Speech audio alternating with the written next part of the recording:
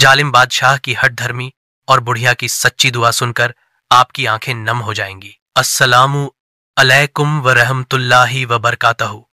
आज की वीडियो में आप सुनेंगे एक ऐसा वाकया जो आपके दिल को झकझोर देगा। यह कहानी है एक जालिम बादशाह और एक कमजोर बुढ़िया की, जिसकी सच्ची दुआ ने सब कुछ बदल दिया।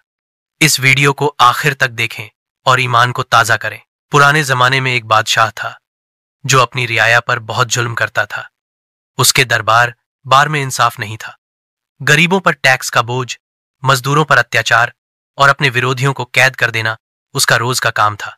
लोग उसके जुल्म से तंग आ चुके थे, मगर डरते थे। कोई जबान नहीं खोलता था। सब बेबस थे सिवाय एक कमजोर बूढ़ी औरत के। यह बूढ़ी औरत रोज दरबार के सामने आती, बादशाह को रो कर अपना दुख सुनाती। ऐ बादशाह, मुझ पर जुल्म न कर, मेरा हक दे दे, मेरे बेटे को रिहा कर दे। मगर बादशाह हंस कर कहता, चली जा भिया, मैं बादशाह हूं, जो चाहूं करूंगा, तेरा कोई खुदा नहीं जो मुझे रोक सके। बबिया गुस्सा नहीं करती थी, ना बद्दुआ देती थी। वो कहती, ऐ बादशाह, तू मेरा हक नहीं दे रहा? ठीक है, अब मैं अपने रब से मांगूंगी।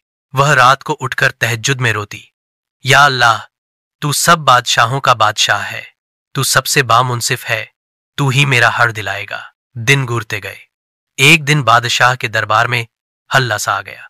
उसके अपने वजीर उसके खिलाफ हो गए। प्रजा में विद्रोह उठ गया। बादशाह कैद हुआ। उसका जुल्म का महल खाक में मिल गया। लोगों ने कहा, यह सब कैसे हुआ?